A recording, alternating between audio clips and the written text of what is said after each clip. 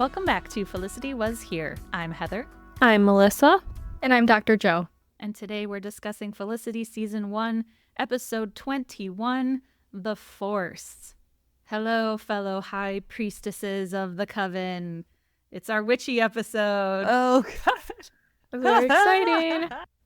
Oh, my goodness. Heather, do you remember when we used to play witches in like 5th grade on the playground? Absolutely.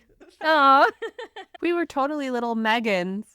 Oh, yeah. I was going to bring that up a little bit later. Oh, okay. No, it's fine. I think it was because of the craft. Was it the craft? Or was it Yeah. because of Now and Then? I think it was because of Now and I Then. think it was Yeah. both. Yeah, but like definitely now and then. when was Practical Magic out? Mhm. That was probably later. I feel It like, was- yeah, it there was was a whole 90s. era. Yeah. I loved it. I loved it all. And Now and Then, a great connection to Felicity because Janine Garofalo is the witchy one doing like the tarot cards and stuff. And she's yeah. Sally. So it's full circle. Oh, that's wonderful. Such a good movie.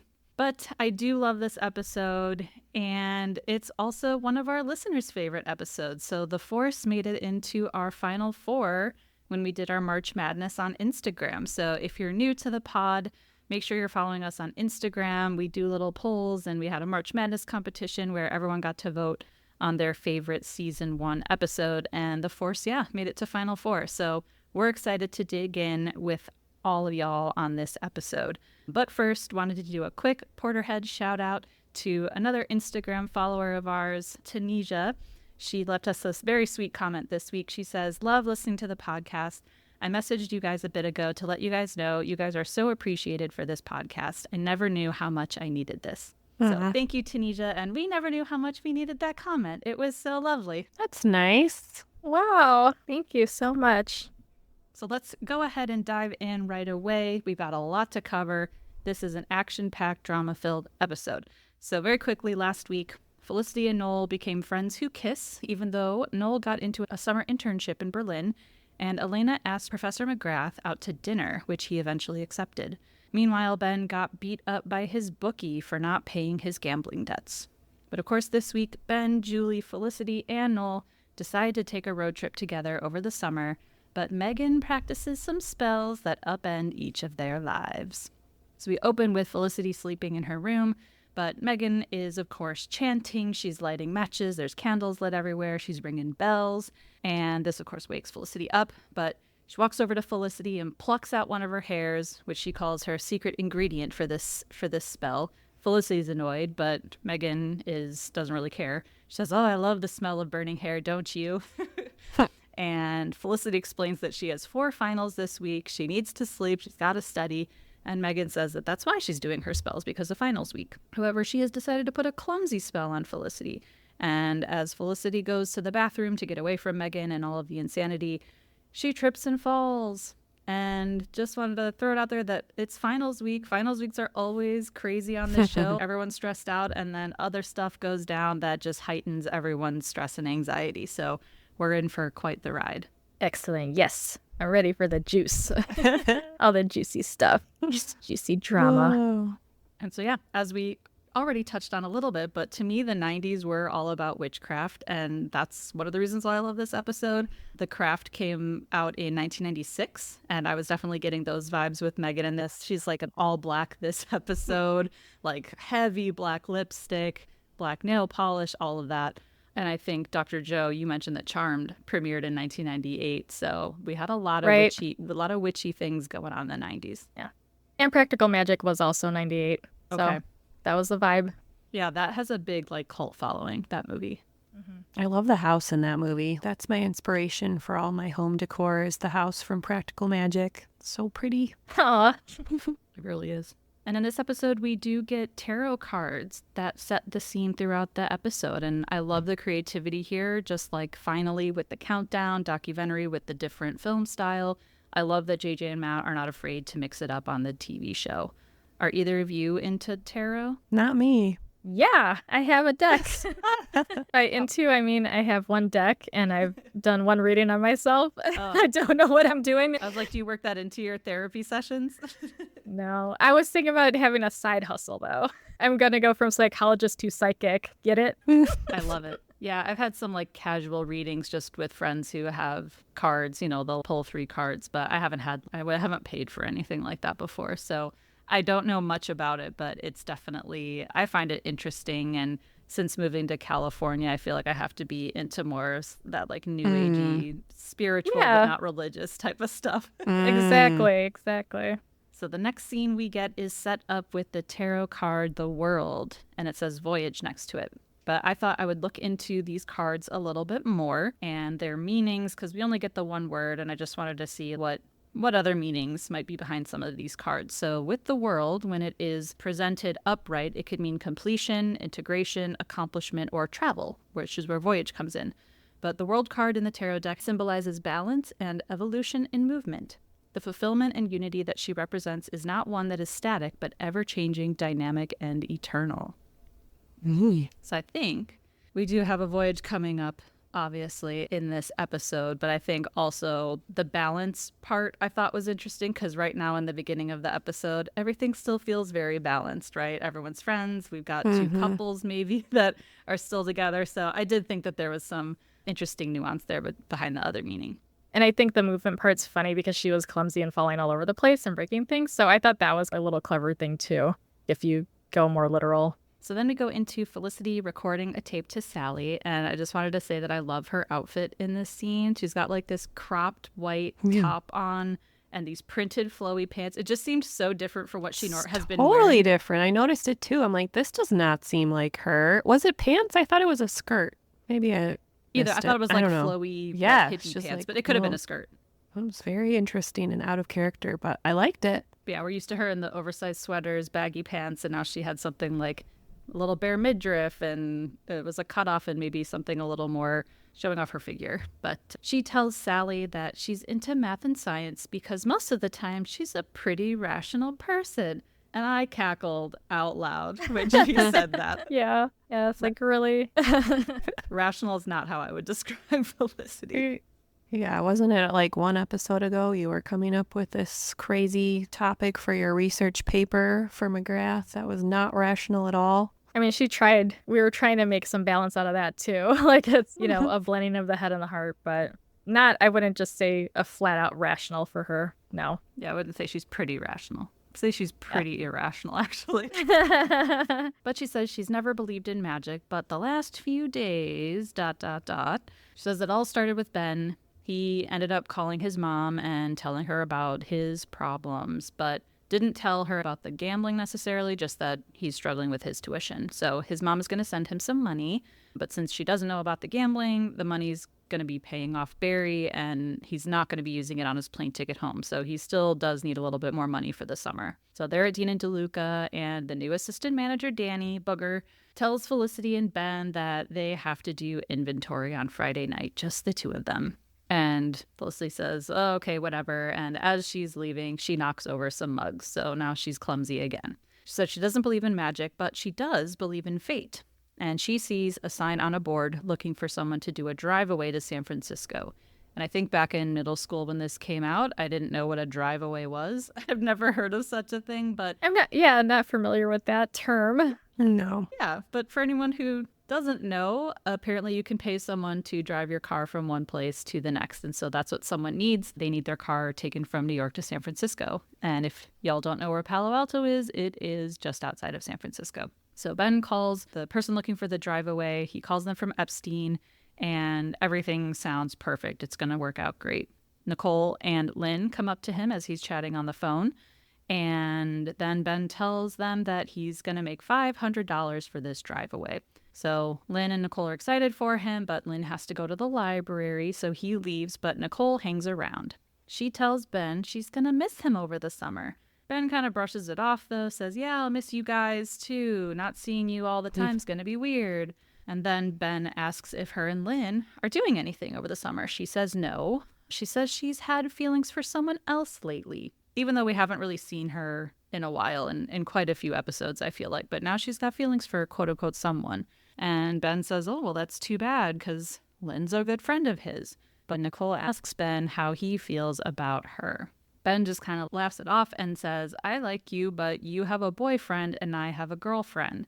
She says, yeah, so it's kind of perfect. And she leans in and kisses him. That was bold. Yeah, and he again just kind of like awkwardly laughs.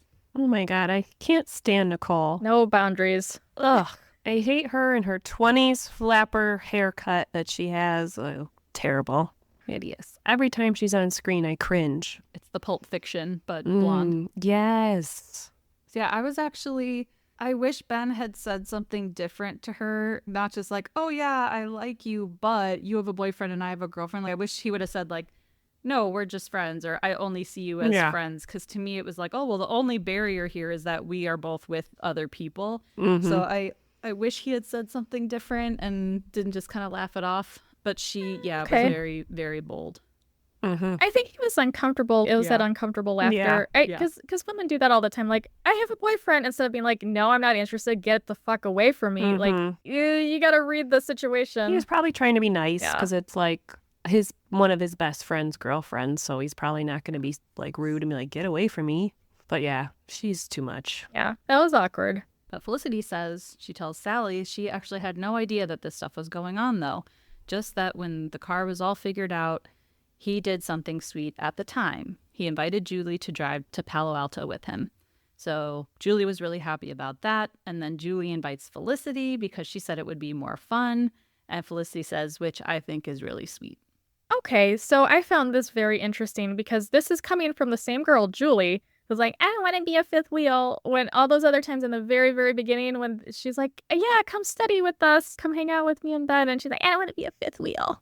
Or third wheel or whatever the hell you want to call it. Like, and oh no, but now she wants to invite Felicity and it's going to be so much fun. Girl, where is this coming from? I thought that was real rich coming from her. That is, because she has issues. She doesn't want to be the third wheel, but it's okay if someone else is. Yeah, I'm like, how soon we forget. Maybe, I don't know, maybe she just felt bad for Felicity because Felicity wasn't in a relationship. I don't know. Yeah, that is weird. I don't know what the motive is. I mean, it makes sense. They're going to the same place. Like, she lives there too. Like, from that perspective, it's like, oh, we're going the same way anyway. Why don't you come with us? Yeah, I guess. So I could see that. But I just think it's funny that she was marketing this as very fun. It's going to be so fun when she was so anti-person hanging out with the couple before. And so then, of course, Felicity asks Noel, even though she was sure he would say no. But we see Noel says yes. He says that the internship doesn't start until mid-June, so it's actually perfect timing. He's got a couple weeks. And then they kiss. So that's funny because they still, I don't think, have defined the relationship. They still don't know what they are, but now they're, going on a road trip and they're still kissing. So their relationship is still a little murky here. But then Guy knocks on the door, comes in, and tells Noel that he has bad news about their final project in web design. He says instead of, working on it at the library or whatever, they now have to do all their work waiting in line at the movie theater for tickets to see Star Wars Episode 1, The Phantom Menace. Yes. Guy is one of those crazy guys that camps outside the theater for tickets for the movie for like 48 hours, and he's in some Star Wars fan group. And so that's where Noel's going to have to meet up with Guy and do all their work. It's so funny to think that like people used to do that, having to wait outside of a movie theater to get their tickets. Oh God. Now we just didn't wait in virtual queues overnight for tickets to things. I am wearing a Star Wars shirt today in honor of the episode. Nice. Very nice. And then just to close out the scene, Felicity says, oh my God, that's so funny. You're one of those guys. And as she goes to sit on Noel's bed, she instead falls off Noel's bed. So she hella clumsy now. Then we move into our next tarot card, Strength. And the word they paired with that is action. So when I looked it up, when presented upright, strength could be strength, but also courage, persuasion, influence, and compassion. In this tarot card, you will see a woman who calmly holds the jaws of a fully grown lion. And despite the fact that the lion looks menacing and strong, the woman seems to have dominion over it. What is captivating is how gracefully she controls the lion. She's calm and collected, which is representative for being in control and disciplined, especially in times of great adversities. She also shows courage because her control of the lion, without being too rough, shows love and compassion. And the lion is also a symbol of courage, passion, and desire, which are very much part of human feelings that are necessary for survival. But if these feelings are not put in check, it can lead to our eventual destruction. That sounds intense. So Felicity's back in her room and she tells Meghan to stop doing spells. But Meghan says, hell no, she's going to keep going and needs Felicity's nail clippings to do another spell. Felicity, though, says that she's asked Elena to come on the trip, but Elena said no, that she's looking for a job in a hospital in the city. Do we believe that? Ish. Ish. Because I could see her being ambitious and wanting to build her resume as, she moves on to medical school in the future. But also, that's a convenient place for her to be located. Yeah, pretty sure she's just wanting to bone Dr. McGrath, and that's all it is. It's a good cover, though. It was a little sus to me that they positioned that statement right as Elena's going to talk to McGrath. Yeah. It's a reasonable excuse. It's not like she's saying some weird thing. It tracks with her. Yeah. And if I were her, I would say no, just because I wouldn't want to sit like bitch on this road trip in between a couple in the back seat of this tiny car for like 2 weeks straight. Who would want to do that? Maybe if it was a minivan. No. Yeah, I was thinking that too. I'm like, how would she even fit like reasonably? That would get so uncomfortable so fast. Then all to go see like the world or the country's biggest ball of yarn or something in the middle of nowhere, Nebraska. That just like, doesn't seem like Elena. Yeah, no. After lecture, Elena sticks around, as we said, to talk to McGrath. Apparently they never set a date for dinner. He asks if she's free Thursday night. She is, and so they're going to meet at the bar at the Tribeca Hotel. And I'm thinking, gross. Like at a hotel, that's not even dinner. So that's skeezy. like a bar in a hotel just is like hooker. Like that's all that is. It's so gross. I feel like I just saw a movie with that. That's where they go meet up. That's the pickup spot or the meetup spot or hookup spot. Yeah, that sounds gross. And it seems like seedy and almost like he's trying to hide her and like, oh, then we could just go upstairs. It's gross. I hate it. Exactly. It's like, that's not dinner. That's not classy. It's like, you can afford it. Come on.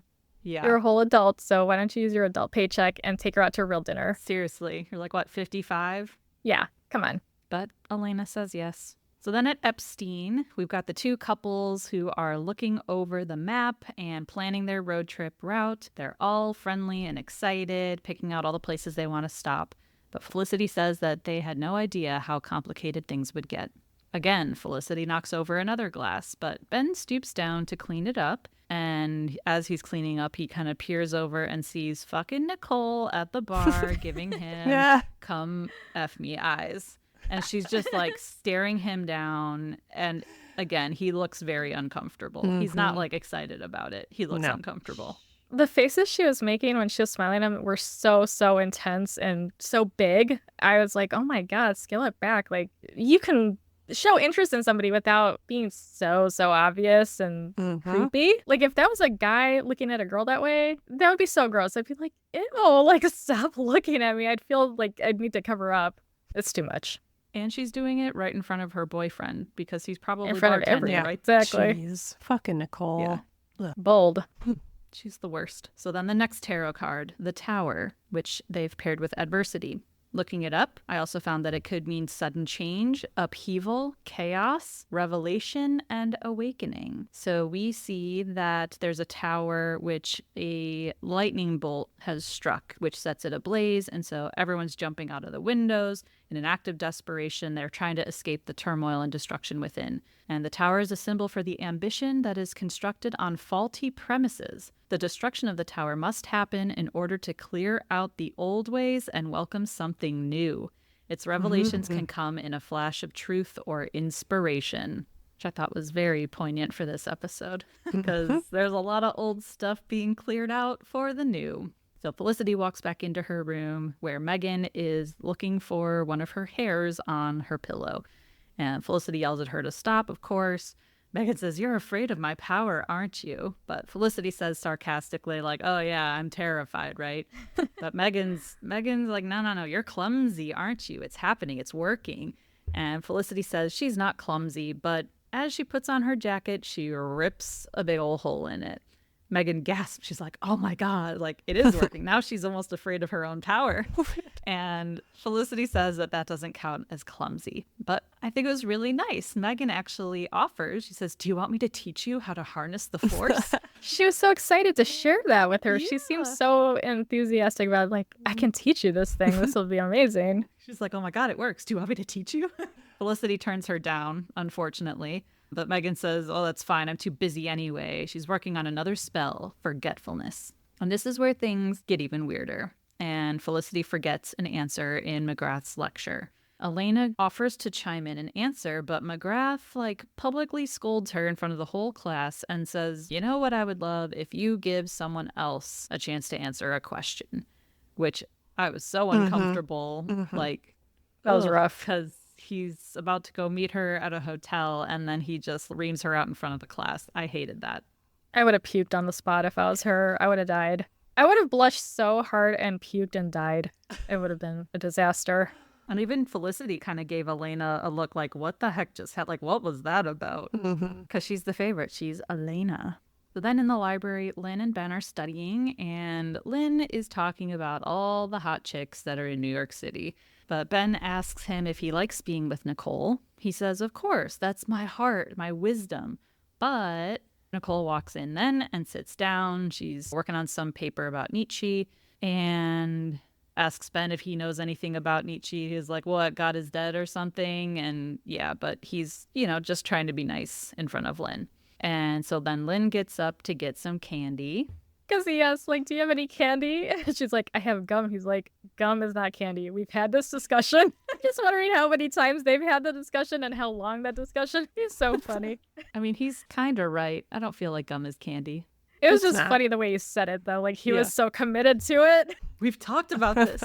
Like, this is the hill he's going to die on. Poor Lynn. So Lynn gets up for his candy and Ben is uncomfortable, left alone with Nicole. She continues to smile at him and asks him if she's making him uncomfortable. He just says no, just reading. And she says she knows that the kiss was sudden. Ben says, yeah, look, it happens. Let's just forget about it because it was nothing. But Nicole says that every time she looks at him, she wants to kiss him. Ben says, are you trying to make me uncomfortable? Is that what you're trying to do? But she says, no, just the opposite. Ew. Wow, she's really good at that. But again, no boundaries. Like he's said again, like it was nothing, and she's still pursuing. Yeah. Back off. So then Ben, Julie, and Felicity go to meet the guy with the car for the road trip. He's very protective of his baby, but they assure him that they're all very responsible. They've never gotten a ticket.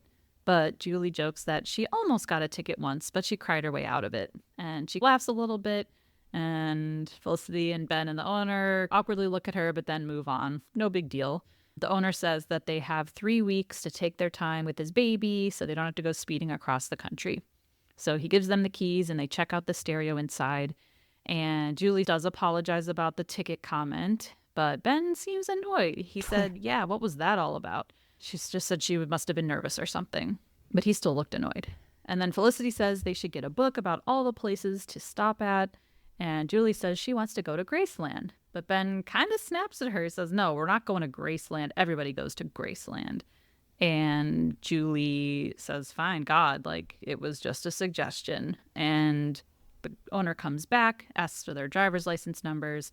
And again, now Felicity forgets her driver's license number. So now forgetfulness. But I don't know. For me, the Ben being annoyed at Julie thing kind of came out of nowhere from last week. This was like the first little Yeah, instance. compared to last week. They're trying to like lay the groundwork right now for, there might be trouble there, but it's like really random. It's not viable. So it's like, what? Why? He's usually very kind and sweet with her. I don't know. Yeah, unless they're trying to frame it like maybe he is interested in Nicole and he's trying to like pick fights and have a reason to break up. Yeah. Like, I'm sick of this bitch. I gotta get some new stuff. But yeah, it didn't seem like it because like he could have Right. just kept kissing Nicole. Like he has Nicole. He could have her if he wanted her. Well, maybe he wants to break up with Julie first, be Okay. a little bit honorable about it, but he has to create some conflict potentially. I'm just like from the writer's perspective, maybe they were trying to put us on that trail. Yeah.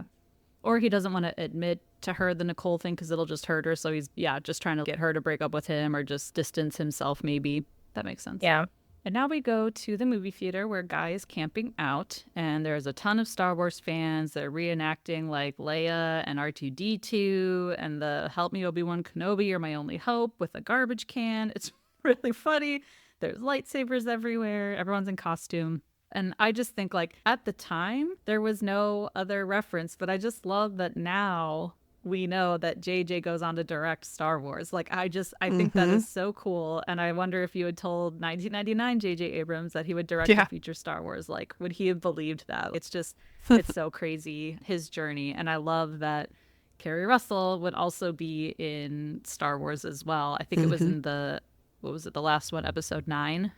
Because like JJ brings his people with him wherever he goes. So I just love that there's a connection now to Star Wars. And beloved Sean was there too, Greg Grunberg. So he brings him on. He was in Star Wars? Yeah. Because I was looking up because I couldn't remember that Kerry Russell was in it. I was like, I got to see this because I need confirmation for everything. Well, she was covered the whole time. Yeah. You never see her face. Well, that'll do it. So, and I was scrolling and he was a couple people down the list on IMDb. And I was like, oh, he must have been, maybe he was in some kind of costume too that made him unrecognizable. I think he was, you could see him. He was just like I think he was just like a worker on one of the rebel bases or something. It wasn't, Yeah, I don't remember. It's been a long time. But yeah, I just love that now there's another Star Wars connection to Felicity. So Noel is trying to work on their project, but Guy is doing like Star Wars trivia with some other people. But eventually, when they do start working on stuff, Noel tells Guy that he doesn't think he's going to Berlin anymore, that he got the dates wrong, and it actually starts 2 weeks earlier than he thought. So now he doesn't know what to tell Felicity or what to do about Felicity. And Guy's pretty incredulous. He's like, wait a minute, you're going to go on a road trip with your girlfriend instead of go to the most prestigious internship in computer graphics. So apparently this is like a huge, huge deal. Of course it is. And we've got an Obi-Wan Kenobi sitting next to them. And it's a little awkward because he's like listening in on their conversation. But Noel says he's actually not sure if Felicity is his girlfriend. Like, in the status of their relationship, they're still figuring things out. So then Guy was like, oh, so you think if you to go on this trip, she's going to hook up with some other dude? And Noel says, no, I think that summer is just the perfect time to solidify the relationship. But Guy says, dude, this is a no-brainer. Take the internship. Yeah, I can't believe that he would even entertain the idea of not doing that if it is such a special internship. But I will say he was much more calm in this scene than he usually is when he's getting kind of worked up and this excessive insecurity is blowing up like he has in the past. He was much different in this scene where he was just trying to calmly talk it through, and Guy was giving him some really good feedback and some insights, and I thought that went very well. And that was a nice Noel moment. Growth. Yay. Yes, growth, exactly. I do think, though, like, his thought to not go on the internship was stemming from insecurity. But you're right. Like, he didn't blow it out of proportion. Yeah. It wasn't emoting. It wasn't exploding out of him this time. And probably doesn't help that Ben is going on the trip, too. So then the next tarot card we get is the Empress, and they say tempted. So the Empress could also mean femininity, beauty, nature, nurturing, and abundance. The Empress shows us how deeply we are embedded to our femininity. Femininity is a hard word to say multiple times in a row. But femininity could be associated with fertility, expression, creativity, and nurturing, among many other aspects. It therefore calls you to connect with beauty and bring happiness to your life. Understand yourself and get in touch with your sensuality so that you can attract life circumstances to bring happiness and joy. She is a signal that to be kind to yourself, to take care of yourself. So I thought that was a little softer of a definition rather than tempted, but I guess femininity and beauty can be quite tempting. So we get to a big scene here. Ben is studying at the loft and the doorbell rings, and of course, it's fucking Nicole again. That's just her name. It's fucking Nicole. So he tries to buzz her and he says that Lynn's not here, but she just wants to talk to Ben. He does seem agitated, but he buzzes her in. And Nicole comes up and says that she saw Julie in the library and she said that Ben was at home. Ben did not seem pleased that she had talked to Julie, but Nicole just said that she wanted to bring him some hot chocolate. So, I was hoping you'd say it like that. I can do it a few more times. Oh my God. Also, isn't it like May? Like, why is she bringing him hot chocolate in May? I'm pretty sure it's hot out already. Choose something else, lady. Because she's got a plan. Not about- I know it's not about the hot chocolate, but at least make it She wants things to get hot and steamy. make it a little more believable. Like, oh, I got some beer or something. I don't know. It could be like, I brought you milkshakes. You know, it could be something else. Yeah. Or a smoothie. Green juice. But yeah, Nicole just invites herself in. Ben's not like, oh, okay, come on in. She just kind of pushes her, she just walks in. And then Ben kind of hits his head against the door frame because he knows he's in a little predicament here. So she takes off her coat and asks when his econ final is. And he just kind of laughs because, again, this is awkward. And she's like pretending to talk about the econ final. Like, this doesn't make sense. But Ben then says that he thinks she should take the hot chocolate to Lynn. But Nicole says Lynn doesn't like hot chocolate. And she says, I love Lynn. He's a great guy. But lately, we just haven't been clicking. And Ben says that maybe she should talk to him about that. Great advice. She says, look, it must seem like I'm a nympho, but you're about to go away. I'm not going to see you all summer. And everyone knows the best way to get over a crush is to act on it. And Ben says that she should go. So straight up, like, no dancing around it anymore. He's like, you should go. She still persists, though. She asks if he's just not attracted to her. But he does say, it's not that. Which, again, I wish he didn't say. I wish he would like, no, I'm not. Like, we're not going to be together. I'm not into you. That's it. But he's like, oh, it's not that I'm not attracted to you, you know. But he did ask her to leave, so she should have stopped it there. But she asks, what is it then? As she starts unzipping her dress. She did not come to mess around. She even came in the little trench coat, and now she's got a zip-off dress and asks him, do you want me to stop? He takes a second too long for me, but he does say, yeah, I want you to stop. And she says, okay, but she does not. And she unzips the whole thing, no bra. She's like fully naked except for some panties, it looks like, in front of him.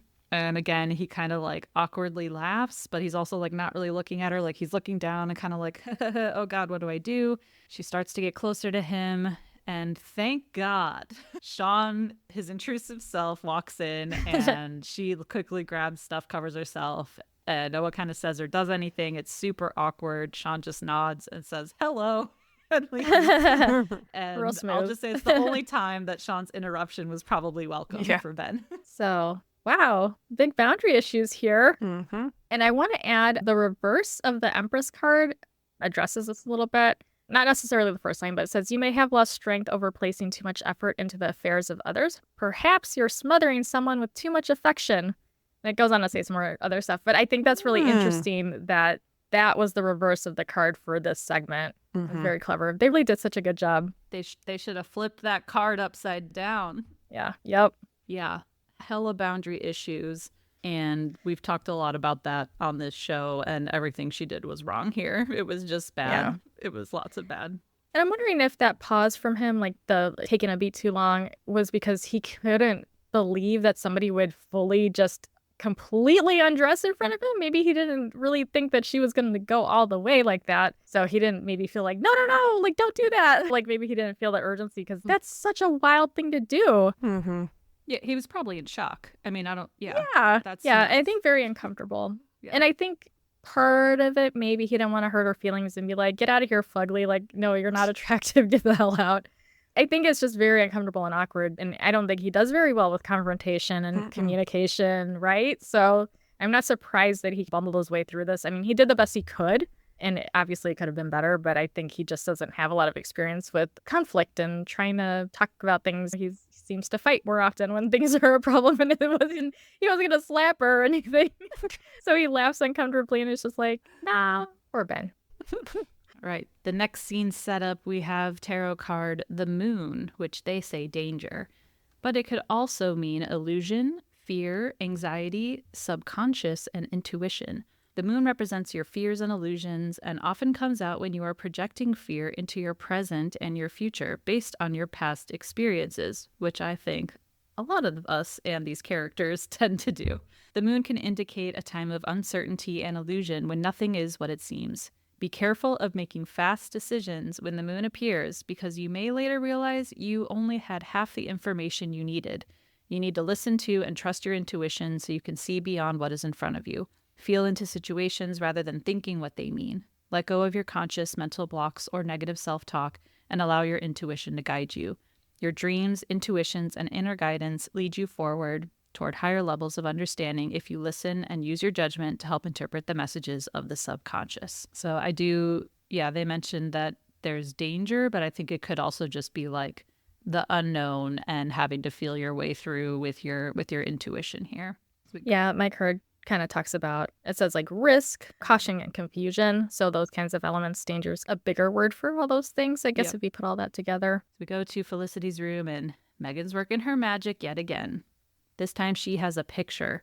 Felicity says that it's the only one she has of her, Noel, Ben, Julie, and Elena all together. And Meghan's ripping it up. She says, well, they're not dead. You can get another one. And Felicity freaks out. I can't believe you. And Meghan says, well, this spell is going to be so kick-ass. Felicity doesn't want to know, though. And Meghan says, I won't have to tell you. You'll know. You'll know what it's about. And then she drops the ripped up pieces of the photo into a beaker or glass filled with water and stirs it all up. So she is literally stirring the pot this episode, and I love it. That's pretty funny. And how 90s is it to even have a physical picture that one could rip up and dump in a jar? It's like everything's digital now, so I don't know how many people would have pictures up in dorms now. I don't know. Maybe that's a thing. I have to They probably look get into like that. a retro. Everyone's getting like retro digital that's cameras true. now. Yeah. Oh, it's yeah. Yeah, doing like the whole Polaroid and all that. Yeah. Cute. So at Dean and DeLuca, Ben and Felicity are working, and Ben rushes past Felicity and tells her, just say I'm not working, and he rushes to the back. Felicity doesn't know what's going on, but then she sees Nicole come in and asks for Ben, but Felicity follows his instructions, says he's not working, and after Nicole leaves, I think this is Ben's funniest moment of the episode. He like peeks out of the, I don't know what you call it, like the porthole? Yeah. I don't know, that like swinging door to the back, and he's just kind of like looking out the window.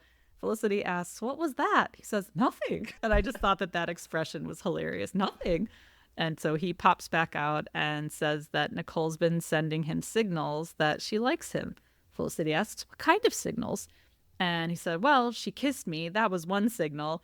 And she came over last night, took off her clothes. That was signal number 2. And that was so funny. I'm laughing so hard at that. His line delivery is so perfect. It's so funny. He's saying it so casually, like it wasn't a big deal that she got naked in front of him. And also like, yeah, I think those are more than signals. Those are actions. Yeah, those are boundary violations. But he says, don't worry, nothing happened. And he just goes back to work. But Felicity's appalled and asks if he told Julie about it, which he didn't. Felicity then thinks she's reading Ben's mind. She thinks that maybe that's Meghan's latest spell, is that she can now read people's minds. And she's thinking that Ben is thinking that he's having second thoughts about Julie. And Ben says that it's not that he likes Nicole, it's just that things are serious and like they've gotten so heavy with Julie. But Felicity says, well, now it's summer, so you can just have fun together. Like, you both are perfect for each other. And so Ben's like, yeah, okay, but not very convincing. And then she turns back around and says, and if you break up with Julie because Nicole did a striptease, I'll kill you. And that too, her delivery, like the way she said striptease was hilarious. And Ben laughs and says he isn't. He's not going to break up with Julie because of Nicole. But if he was interested in somebody, he should break up with whoever he's seeing. It's not fair to put that on him, like, don't break up because of this. But if he really was that tempted and he really was interested in pursuing that, even though that would be horrible against Lynn, you can't make somebody keep dating somebody if they are not into them. I think that's kind of unfair. I get it when people are like, oh, if you hurt her, I'll kill you kind of thing. But it's like, really, we shouldn't lean into that so much. We should be like, yes, break up if you're not into them anymore. That's not healthy to just do it just because you don't want to hurt their feelings. Yeah, That's disingenuous. that's fair. So then back at the movie theater, Noel checks in on Guy, the progress on their project. And Guy says that he and Obi-Wan have figured out what to do between Noel and Felicity. And Obi-Wan says, little friend, your true frustration is not about the program, it's about the thing. And Guy says that this situation is just like when Luke has to decide whether or not to go to Alderaan. And he turns to Obi-Wan, and Obi-Wan says, you must do what you feel is right. That's what Obi-Wan says to Luke in that scenario. And so that is what Noel must do with Felicity now. And now every time I watch Star Wars, I think of Felicity when he says that quote, because I picture this scene now. So now we move on to the next scene with the tarot card, the High Priestess, which means secrets. It could also mean, again, intuition, sacred knowledge, divine feminine, the subconscious mind. The High Priestess is the guardian of the subconscious mind and the teacher of sacred knowledge and hidden mysteries. Sitting at the threshold of the conscious and subconscious mind, the High Priestess has an innate ability to travel between these realms effortlessly. She teaches you that the world is not always as it seems, and more profound influences are often at play. She ushers you through the thin veil of awareness, offering you a deep intuitive understanding of the universe and a heightened awareness of secret or hidden information. So again, secrets. Her appearance in a reading can signify that it is time for you to listen to your intuition rather than prioritizing your intellect and conscious mind. Okay, so my card was a little bit different, but I did find the title card and the tarot card to be interesting. So my High Priestess says intuition, unconscious, inner voice, and mystery, but the reverse says withheld information, secrets, repressed feelings. And I think that's come up a couple times where some of these reverses on the cards seem like they're hitting on a different level than the surface level of what we're seeing in the episode. So I thought that was interesting to pair that. Maybe it was the upright and reverse at the same time in this section. Yeah, I mean, these things sounds like these all have double meanings, right? Or like when it's presented, it's like you should do this versus you're not doing enough of this or something like that. Yeah. They're two sides of the same coin. They're just, yeah, it's interesting. And so, of course, we know there's a lot of secrets going on right now. So at the loft, Lynn and Ben are studying, and Lynn asks Ben if everything is copacetic. Ben's like, no, I'm good, just studying. Lynn says that he has tons on his mind, though. He's thinking about Nicole. Ben's like, oh, you broke up or something. But no, Lynn and Nicole are going to the Bahamas over the summer. That's a serious trip for Yeah. like 18-year-olds. What the hell? Who's paying for that? Right? Well, I think we've discovered that most of the people at the school are rich or are assumed rich. Like Elena thought everyone was rich. Noel was like, oh, you thought I was rich, right? So I maybe don't know, they're man. rich. That seems like a really big trip to take. That's so weird. Good for them, though, I guess. Maybe Lynn got a lot of money gambling with Barry. Like he was doing well while Ben was doing bad. There you go. Okay, that all makes sense now. Got a big win on a basketball game. And Ben was shocked, of course. Like, Bahamas, wow, sounds great. So yeah, that really pisses Ben off now because Lynn is spending money and more time on Nicole. So Ben goes to talk to Nicole. And he finally puts his foot down, like, super firm. No, like, yeah, I think you're pretty, well, I guess he does. He says, I do think you're beautiful and sexy. But he's like, look, like, I'm having a tough time being around Lynn, who's his good friend, because Lynn's girlfriend isn't just looking around. She's looking to do something about it, which puts him in a tough position. And so basically, if she doesn't stop coming on to him, he's going to tell Lynn. So she finally looks like guilty or remorseful and says, sure. And I don't know, Melissa, what your moment is, but I was like, that is a hot Ben moment if I've ever seen one. That was hot. Finally putting his foot down, being like, stop it, or I'll tell Lynn. Finally. Yeah. That was pretty hot. Very noble of him. That's very attractive. Yeah. But then we go to the next scene. And Ben is studying with Julie. She's highlighting the travel book, all excited about where they're going to go. But Ben looks distressed. He says he's been thinking of some things. Do you ever think we're too serious? She says, why? Do you? He says, yeah, sometimes. He's like, oh, what am I trying to say? We're like 18 years old, and sometimes it feels like we're older. So Julie does start freaking out. She's like, did I do something? He said, it's not about you. But Julie says, you're doing the guy thing where you act confused, but you know exactly what you're thinking. And that's my angsty away message of the week. Because I probably Ouch. would have felt the same in high school or college about most guys. They're all like, I'm all confused, but they most of the time know exactly what they want. So then Julie says, if you mean that we had a hard year and we've been there for each other, then yeah, maybe we're too heavy. She asks him, what, you don't want me to go on the trip? He says, no, I think you should. She says, you think I should or you want me to? Ben says, I want you to. But Julie gets up and says that, yeah, maybe taking a break is a good idea. He said, hey, I never said anything about breaking up. But she says, yeah, it's tricky not using those exact words. So then she hands him the travel book and tells him, you'll need this. I'm not going. Okay, so I'm curious. Do you think he really did want to break up and just didn't want to say it? Or was she just having some raging, intense insecurity in that moment that made her jump to that conclusion? Or is she insecure or is she just perceptive? I don't know if he wanted to like completely break up, but maybe he just wanted to like slow things down and, like you said, like we're so serious, blah, blah. Maybe he just wanted to make sure that they weren't on this super serious path. I don't know.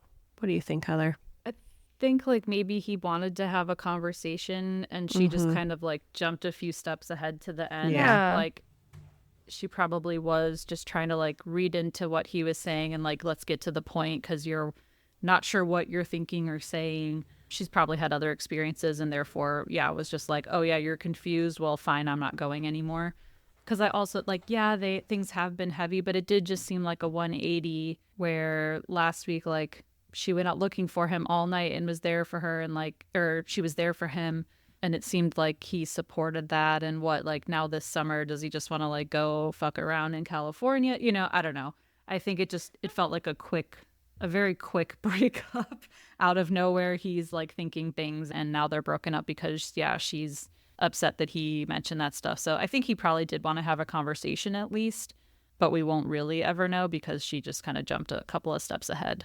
But yeah, I think he was not being totally honest, probably. I don't know. Yeah. Yeah. I was thinking he was calmly trying to have a conversation, right? And because she escalated it very, very quickly. So it just, yeah, like you said, it kind of fast forwards it to the breakup part. And I don't think that was his intention. So yeah, maybe slowing things down like it's too heavy. In light of the fact of last week or last episode and how heavy that was with his whole gambling thing and getting beat up and all that went through that and everything else that happened this season, maybe that was a wake-up call. Like we're like in some really deep stuff here. Like this is too much for me. And I think he's also not used to close relationships and maybe is doing that self-sabotage, push them away before I get hurt kind of thing. If he was trying to break up, I think it would be because of his own fears of, commitment, intimacy, all that stuff. That's scary territory. But for her too, she's in the past, way, way back in the beginning of the season, she told Felicity she waits till and lets the guy break up with her because it's easier that way. So this is a turnaround for her. That's interesting for her to just like kind of snap. But I think if she would have been a little bit more calm, they could have had a conversation and maybe they decided she doesn't go on the trip, but like they're still dating, but like maybe not have this intense, like we're together 24/7 for 2 weeks straight kind of thing. I think that's all maybe he was looking for, not like a full on breakup. I guess I just wonder, things are very serious. Like, how do you take steps back to not be like, okay, we're going to be together, but we can't tell each other about the serious things going on in each other's lives? Like, how do you take steps back from that place? Maybe she's just like, I don't like, how do you take, unless you're a break, like we're not seeing each other. I don't know. It's just kind of, to me, it seems weird. Like, how do you become unserious when you're already serious? That physical space of her not going on the trip, that's what I would have done if I was in his head kind of thinking like, this is too heavy. Yeah, maybe that's okay if you don't go on the trip because that's like really, really a big commitment to be around each other and not have anywhere else to escape to. Like, you're going to be in a car for many, many, many hours and there's nowhere to go. And that could be really awkward if it got awkward. I think maybe he just wanted some actual physical distance to just be like, let's just have a breather, but not do a road trip together right now. Also, it seemed like she's always there, like at his loft, like practically living there, sleeping there, which maybe I would want some space too. Like, you have your dorm. Why do you have to be here all the time? Yeah, that's fair. I just think it's weird because like they're about to be apart the whole summer, so he is going to get that distance anyway. But I could see where she would, just be like, never mind, forget it. I'm too much for you. I don't know. She's got her own insecurities too. But yeah, I don't know if he was like looking to break up in that moment. Probably wanted a conversation, but maybe she was just like, why stretch this out? Let's just get to the point. So I could kind of see both of their sides in it. So then the next tarot card we have is Queen of Swords, which they say is loss. However, when I researched, it showed that it could also mean independent, unbiased judgment, clear boundaries, which we haven't had much of, and direct communication. Again, not something that's normal on this show. This card represents the importance of making judgments without relying on emotion alone. The Queen of Swords beckons you to look at all the facts before making a decision. This queen does have compassion, but she wants to connect to people using an understanding that is intellectual. Above all, truth is important to her, so she feels no need to soften her comments, thoughts, or opinions. She also expects the same frankness from other people, so this means that you need to be clear with everything that is being said, even if it may hurt. Interesting. So, yeah, it's a head versus heart kind of thing, because the reverse is very much leaning into the heart side, and the upright is more the logic, like what we talked about before, rational mind and emotion mind.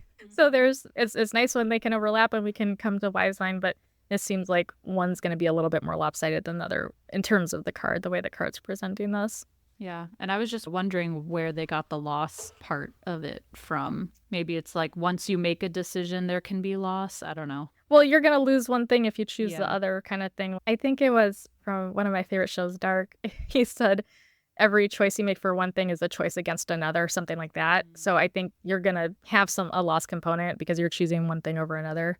But I don't think the title cards were meant to necessarily reflect the tarot card completely. It was just the relation of the theme, just adjacent to the tarot card. Yeah. And yeah, maybe Ben was just making a judgment call with Julie, you know, what we just wrapped up on, and he was struggling with the decision. He did seem this whole episode really conflicted about what to do and what he was feeling. Yeah. So then we see that Julie is crying to Felicity. She tells her that she just walked out on Ben, but Felicity just asks Julie, like, well, what did he say? And Julie tells her, but Felicity says, like, oh, I'm sure he doesn't need a break from you, but probably just a break from everything. It's been a crazy year for all of us. And she tells Julie that they'll work out, it'll be okay. And a very small comment here, but Julie then kind of whispers to her, it's pretty ironic, isn't it? Now he's broken both of our hearts. And I just thought that was wild. That was so fucked up. Yeah. Like, yeah, he broke Felicity's heart because he liked because you of and not with you. you. Yeah. Like, It's like, do you not understand? Yeah, the irony. Talk about ironic, Dumbo. Like, seriously? Mhm. Yeah, that was dumb to say. This whole show exists because Felicity followed him there. Oh my gosh.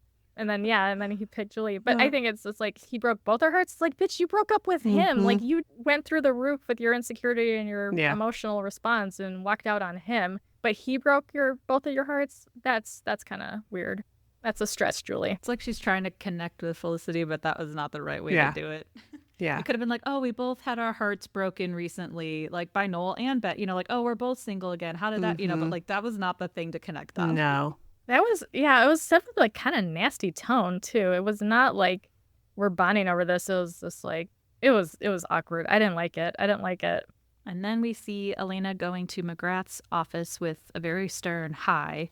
She says that she doesn't think them seeing each other outside of class is going to work because she just got freaking embarrassed in front of the whole class.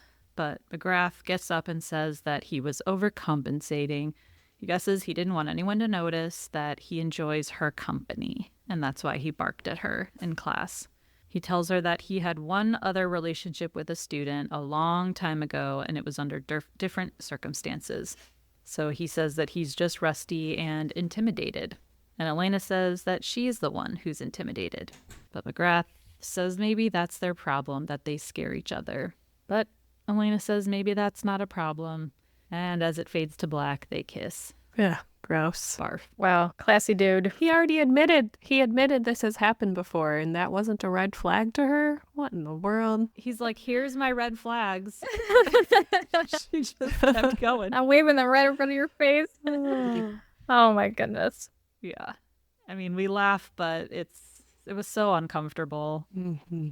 Yeah. That's really like turning things around on her. Like, oh, I'm intimidated by you, blah, blah, blah. Yeah, he's good at that. And I was overcompensating. It's like, oh my gosh, are you fucking kidding me? Because again, she's so mature, right? Exactly. But that's part of the grooming or the gaslighting too. It's like raising her up, breaking her back down, raising her up. Like, oh, I'm going to humiliate you in class. But then I'm going to be like, I'm so intimidated by you. I only did it because just keeping I her like really you. unsteady, like really uncertain, really confused. Yeah. That's gross. Yeah, he's got her on a roller coaster for sure. I'll twist it around, yeah. Well, just a quick reminder that Felicity Was Here Pod has a Discord. We've had some very exciting discussion about last week's episode and a lot of this grooming stuff and thinking about when it first came out versus now. So just a reminder, head to Discord. It's totally free. Anyone can create a login and sign up and get connected to the rest of our Porter heads there in Discord. Or the haters. Or the haters, whatever you prefer. Then we move on to the tarot card, the Lovers, which of course they say is love. And pretty straightforward: love, harmony, relationships, values, alignment, choices. In its purest form, the Lovers card represents conscious connections and meaningful relationships. The arrival of this card in a tarot reading shows that you have a beautiful, soul-honoring connection with a loved one. You may believe you have found your soulmate or life partner. While the Lovers card typically refers to a romantic tie, it can also represent a close friendship or family relationship where love, respect, and compassion flow. The Lovers is a card of open communication and raw honesty.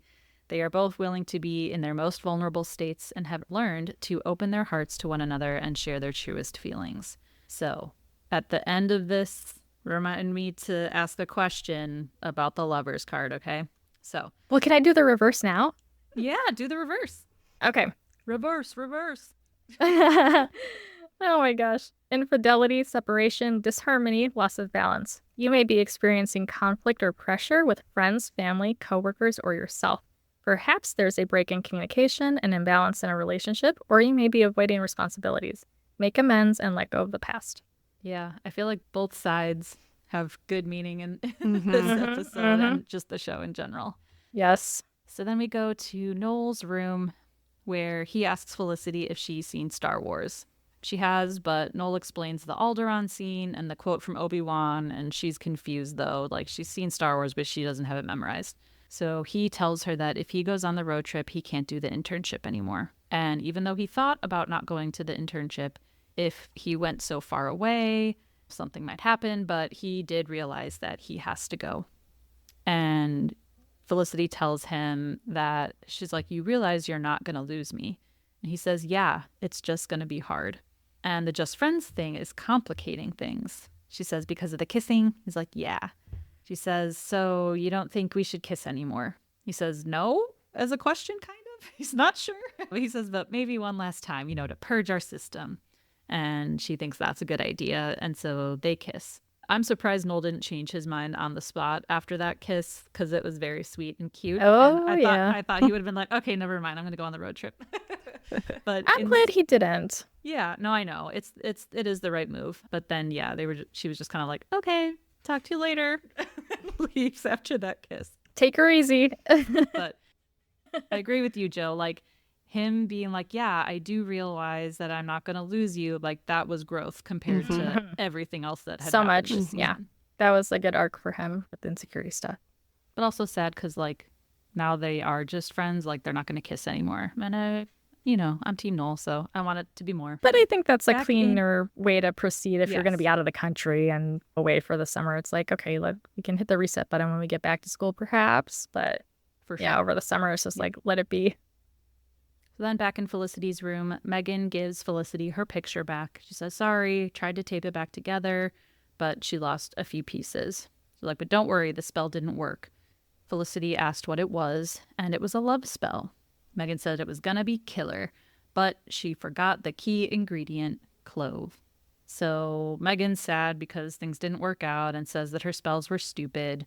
But Felicity comes and sits next to Meghan on her bed and launches into a monologue about how, like, oh no, I really think the spells were working. And wouldn't it be amazing if, like, you could change anything in life just from a spell? And Meghan's like, yeah, that would be nice. And then she kind of like realizes, wait, what's going on? Turns to Felicity and says, get off my bed. Felicity's like, oh, sorry. So, I just love that, like, Meghan turns any sweet, potentially like sweet bonding moment into like, what? Ew, get away from me. Love it. Then at Dean and DeLuca, Ben and Felicity are doing their inventory alone late at night on a Friday. They're checking different boxes, and Ben asks if Felicity's mad at him for talking to Julie. And Felicity says no, but you didn't tell her about Nicole. She's like, I think you did that for two reasons. Either you didn't want to upset Julie or you like Nicole. Ben says, I don't like Nicole. I told you. It's just that him and Julie right now, he's just, I don't know. He's like, I just don't want you to be mad at me this whole trip. And Felicity's like, what? I'm not going. Like, you're nuts. And he says, what? Why? She says she just doesn't think it's a good idea. But Ben says, would you just come with me? It'll be fun. He's like, what if I put a ding in the baby? And Felicity kind of laughs. She's up on a ladder looking at a box of something that's super old. Ben asks what it is, and she says it's clove. And then, as she's getting down the ladder, her clumsy ass drops the clove all over the floor. And they're both laughing. They crouch down to clean it up, and their faces are very close together. And he says, "So you will?" She says, "What?" He says, "Come with me." She says, "Do you think I should?" Which is funny. And he whispers, "Yeah." And she says, "Yeah." And they get very close. And then there's a knock at the door. And so Ben gets up and leaves. When that happened, I was like, it's probably Sean interrupting. Except very unwelcome interruption. Yeah, this time. that'd be funny if there was like an unedited scene, like it was Sean, but they cut it. You guys have to admit that was super hot. The whispering, the close talking, it was so Yes. sexy. Oh my God, that was the Yes. hottest Ben moment for sure. That was that juice I was talking about. Oh, the whispers. It was very cute. And yeah, if I had a crush on a guy, I would love to be knee deep in some clove in the back room for sure. That does it every time. Yeah. No, it wasn't cute. It was hot. It was crazy hot. Sorry. I need some it my was sweater. hot, Yes. Yeah, okay. It wasn't a teddy bear. It was flames. Yes. Fine. It was steamy. Yes. But I do think it's interesting. I guess I want to hear where you all stand. Is this because of Meghan's spell? Or has this been brewing with Ben for a while now? Is this why he broke up with Julie? Does he have feelings for Felicity? Well, Julie broke up with him, so no. Okay. And Did he okay, is this the reason why he questioned his relationship with Julie? I don't know, because all that was going on before they were knee deep in cloves. So I think it's a really clever callback to what Meghan just said. Oh, I was missing that special ingredient, clove. And I think it's very cute and clever. But I don't know. It is a little bit unearned, as maybe you would say, kind of out of left field, a little unexpected. But maybe there have been little nuggets here and there along the way, just this little undercurrent of interest, or how he's always gone to her when he's had that problem in the middle of the night. He'll go to her. There's a bond that they've had that's been growing this whole season. But yeah, this is a little bit different, obviously. Yeah, I agree. I mean, we've definitely seen their friendship blossom over the season, and they're super comfortable around each other.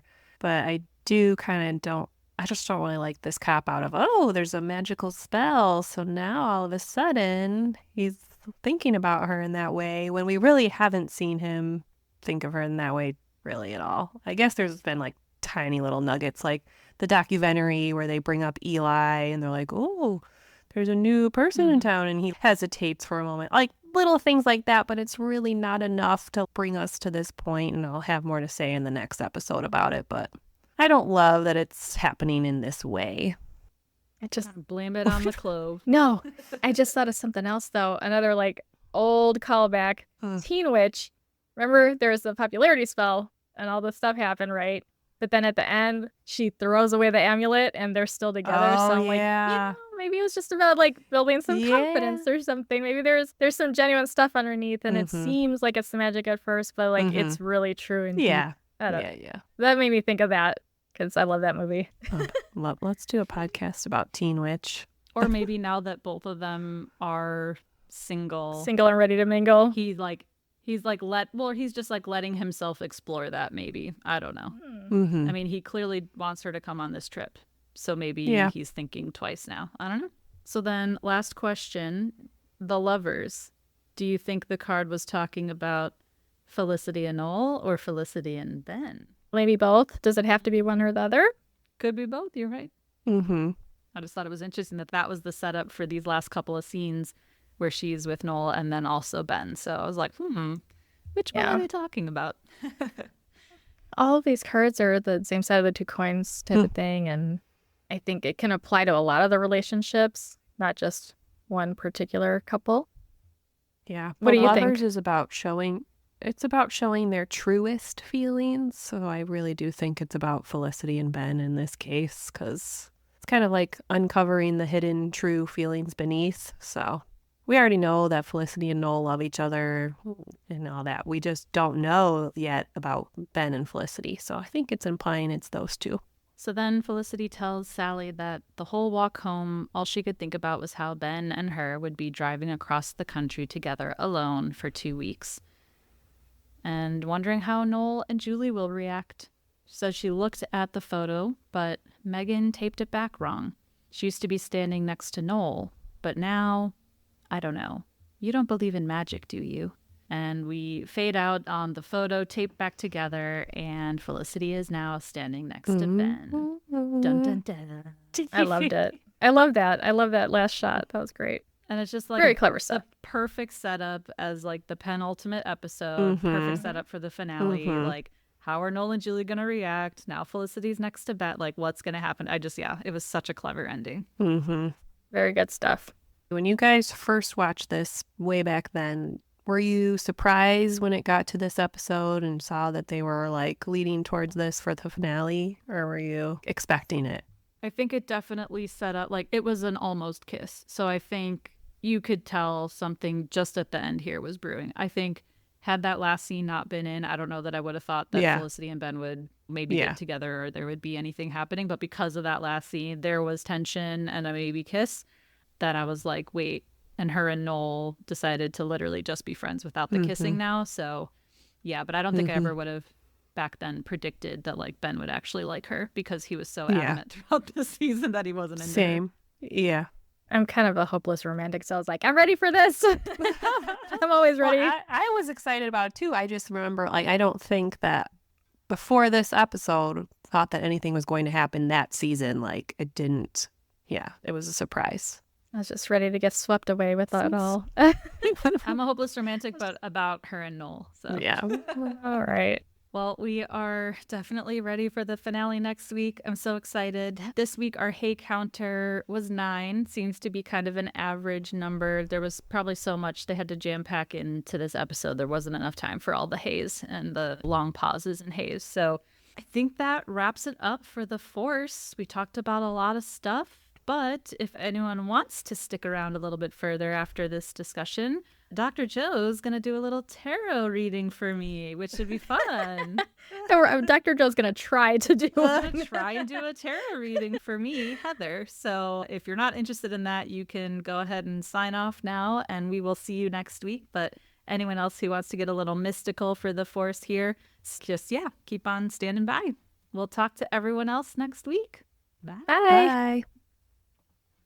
All right, so Dr. Joe is going to do a tarot reading in honor of the Force. Thanks for everyone who decided to stay and listen to this nonsense, but we thought we'd get a little mystical for this episode. A very amateur reading, okay? Nobody come after me. Don't curse me if I do it wrong. It's all good. I'm an amateur. This is an amateur podcast, so we're going to have amateur tarot reading. Oh, that's true. Excellent point. Oh, and do you want to give a shout out to your deck? So this deck comes from Raven and Rogue, and it's super cool because it was made with neurodivergent people in mind, and it was created by a woman after she had a stroke as part of her rehabilitation. So I was really excited about that. That means a lot to me, and that's why I picked them. Also, TikTok got me. It wasn't even them doing the advertising. It was just some guy he kept on saying tarot tip, and then he would instruct on how to read tarot cards.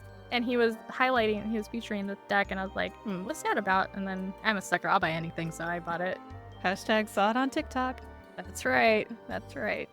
Well, and what's unique about that deck, because Joe sent me the link, is that there's actually no imagery on it. So it's literally just the descriptors of, when it's faced upright versus the reverse, and it tells you what it all means. So it's like really cool if you're trying to learn about tarot and what each card means. Yeah.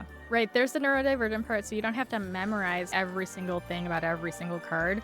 So most of the cards, they have a description of what the picture's supposed to be, and then they have the little blurb about the meaning. And to anyone who is like an expert or regularly does tarot, if we like butchered anything in this episode, apologies. Again, come to the Discord, chat about it. Give us feedback, let us know. Yeah, teach us, let us know what this stuff really means. If we got it wrong, we're totally open to hearing from you. Right. Okay, so shall we jump in? Let's do it. We're going to do the spirit guide spread. Nice. Do you have to come with this? I believe you have to come with this to like some sort of intention, like something on your mind or something, like with the intention you're approaching this with. I feel like that's Oh. the thing with tarot. A lot of things about intention with your intention. My intention, I guess, yeah, was just to have an open mind and see what tarot has to tell me.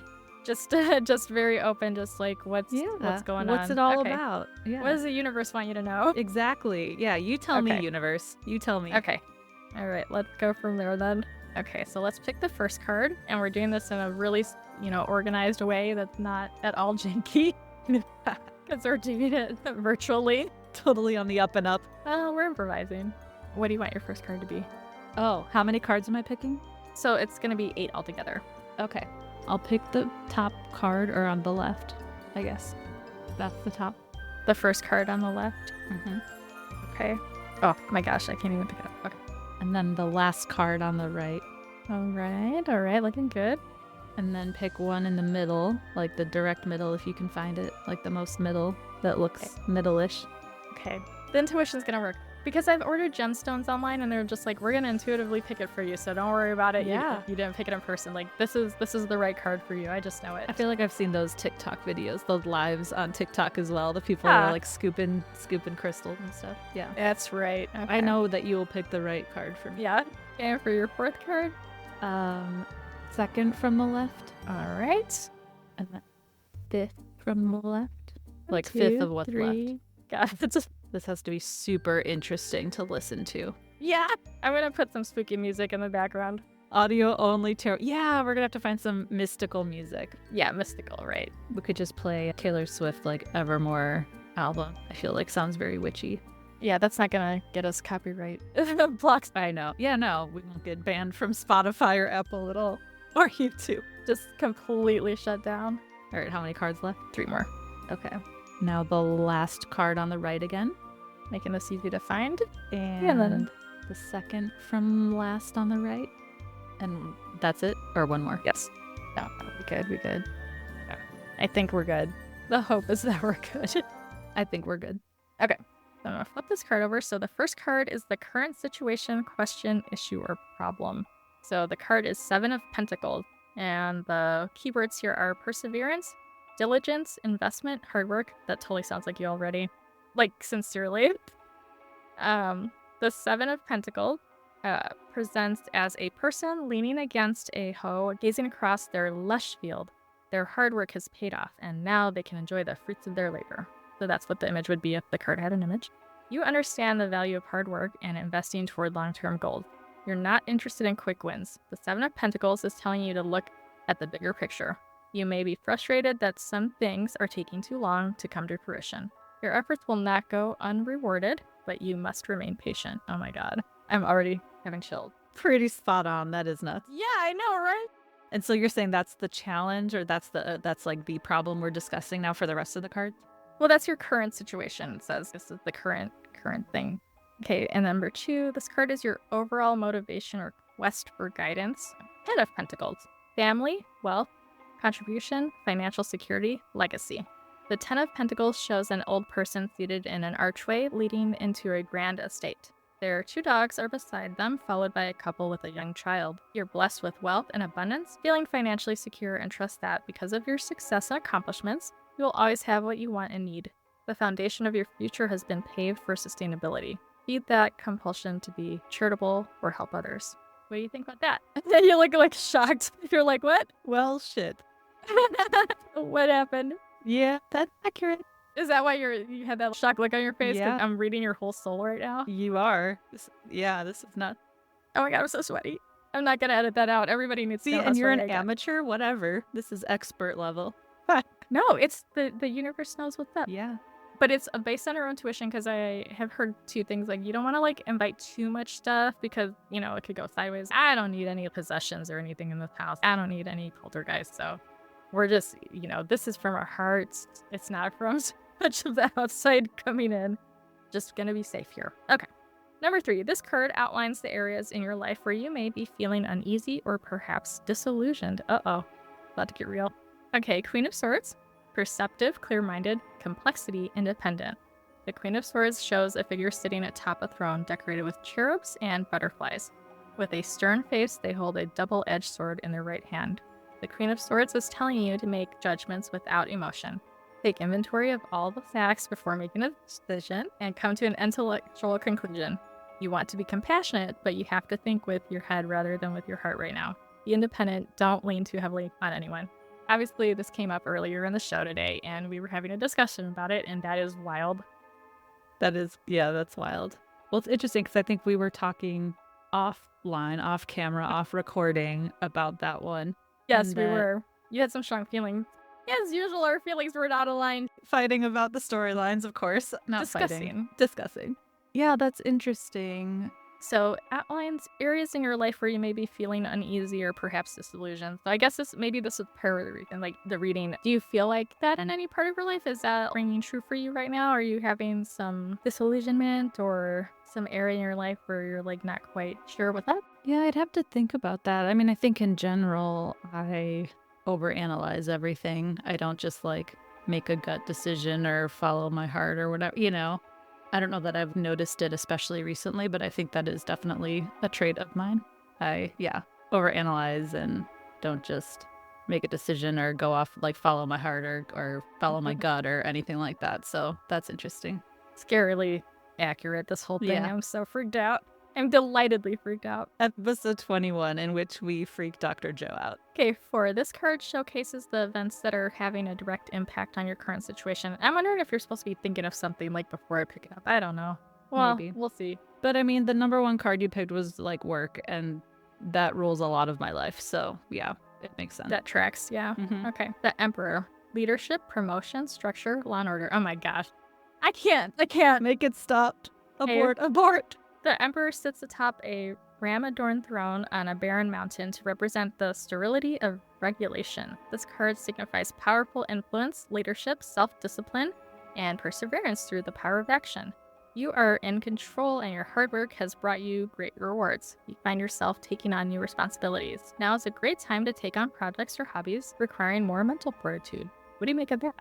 Oh, I mean, so I think I've mentioned maybe on the podcast before, but I'm a freelancer. I started my own business a couple years ago, so there's always fluctuations in clients and business, and like just in the last couple of weeks, there's been like some clients that have wound down, and now I have a couple of new business projects coming in.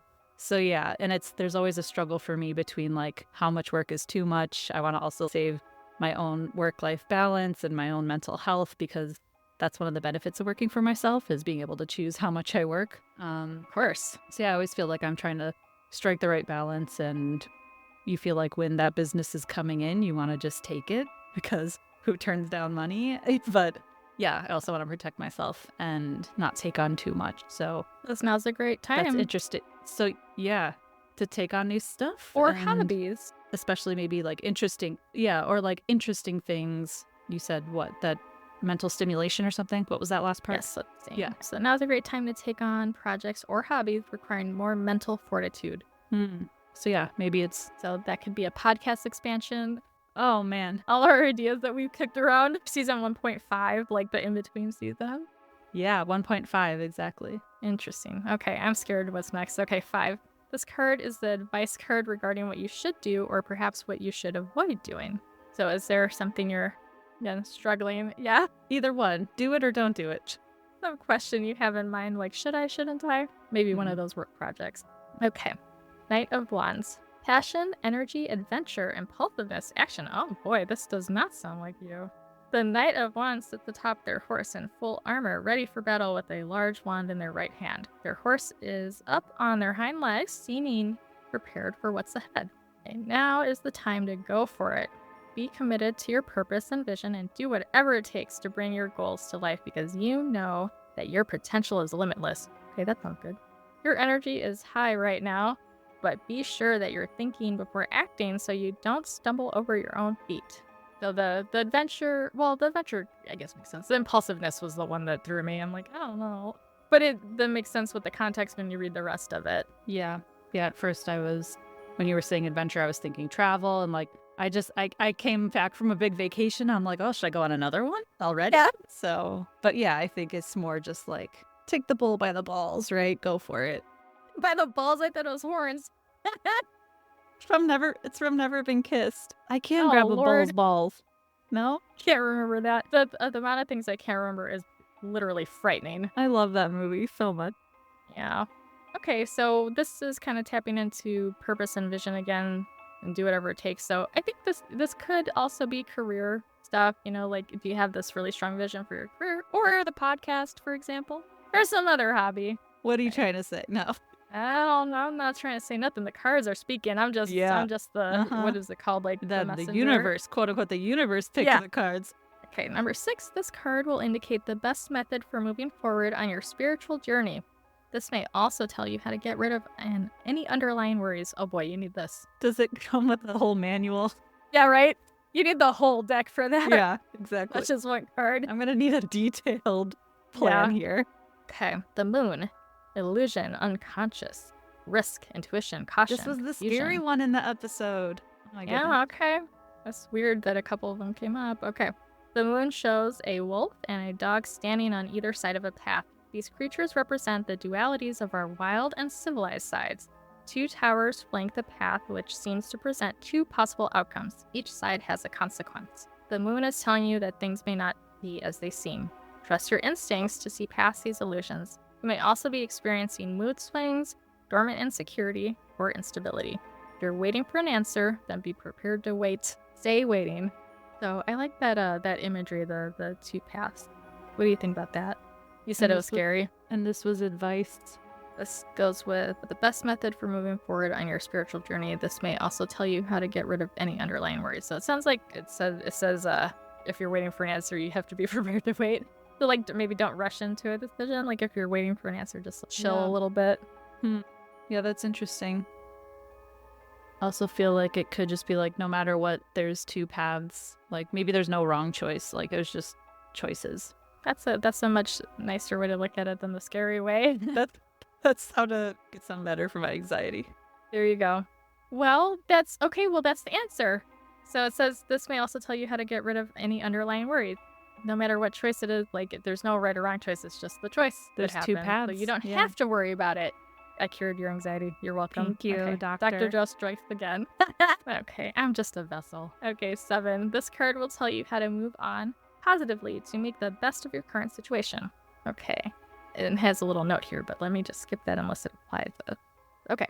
Oh my gosh, the tower. I swear I really shuffled the hell out of these. Well, you didn't know which ones I was going to pick. Yeah, I know. That's what I'm saying. It's like they're not like, I don't know how this happened. They were on opposite. Oh my gosh, this is weird. Okay, tell you how to move on positively to make the best of your current situation. The tower. Ruin, disgrace, disaster, catastrophe, destruction. The tower depicts a large structure that has been struck by lightning and consequently set ablaze. People are jumping from the windows to escape the flames. This destruction is necessary for building something new. Massive, groundbreaking change is happening now or very soon. Change this large can often strike fear, but real growth often happens outside of your comfort zone. Even outside of your comfort zone. That sounds like a healthy thing for you to consider. Yeah, and I think just the whole like out with the old and with the new, I think it's always good to remember that too. Like even if there were where one door closes, a window opens somewhere, right? So I think that's always a good message, especially with work and life, everything. Okay, this final card is a compilation of everything discussed in the spread and is a follow-up to the advice given in the 5th card. It's gonna be the lovers. No. Oh my god, hold on. Oh my gosh. Okay. 2 of Cups. Marriage, romantic love, unity, partnership, connection. I mean, it might as well have been the lovers, right? Okay, the 2 of Cups shows a ceremonial exchange of chalices between 2 people, symbolic of negotiation, trade, protection, and duality. This card is a great representation of relationships, whether platonic or romantic. The upright appearance of the 2 of Cups indicates a strong partnership or connection built on equality and mutual respect. You're receiving positive energy, so be sure to share it with others. And then this relates to the Knight of Wands. This is the time to go for it, be committed to your purpose and vision, and do whatever it takes to bring your goals to life, because you know that your potential is limitless. What do you think? How was your first very amateur janky reading? I mean, obviously there were a lot of things that resonated. Yeah. Yeah, that's pretty nuts. You're really accurate. I definitely next time should think of like a particular, I guess, situation or problem or something that I'm trying to work through. Yeah, I think that's how it goes. Yeah, because I don't know that I have something specific, but like just having the first card pulled, I was like, oh yeah, there's always times of change and things happening, and definitely had kind of a rough month personally in May. So I think just, the whole like spring, summer's coming, time for like new things and celebrating new stuff too, and really just going for it now this summer, I think makes sense. Very nice. That was the last card was like, a lot of this I felt like work, and then the last card was like relationships. So I think it's also just like, you got to focus on those connections that you have to, not take advantage, but rely on your support system to get you through all of it too. That's a great interpretation. That's my janky interpretation. Janky interpretation. I wish I could return the favor and do it for you, but I don't have a deck. It's okay. Well, you're actually, what I've heard is you're not supposed to buy your own first deck, so maybe you gotta get a gift. Maybe an early you bought birthday that present. one for yourself, right? Sometimes it's okay to break the rules. And of course you would say that. Well, yeah, I would. I would, and I did. I know, I think there is a loophole. Well, thank you for the reading. That was super fun. That was, yeah. Thanks for being a good sport, playing along. Yeah, and I love that it just went thematically with the show. So thanks for doing that. Cool. Well, everyone, hope you enjoyed. Again, join us over on Discord. Follow us on Instagram, TikTok, whatever other socials you're on. And we will see you again next week for the finale. Yay, bye. Felicity Was Here is produced, written, and edited by Heather, Melissa, and Dr. Joe. You can find us on Instagram and TikTok at Felicity Was Here Pod. If you're enjoying the pod, please leave us a review and help us spread the word. We appreciate you and would love to hear from Felicity superfans like us. So send us your feedback, ask us your burning questions, or just say hey at felicitywasherepod@gmail.com. We may even read your note in a future episode. Talk to you all next week.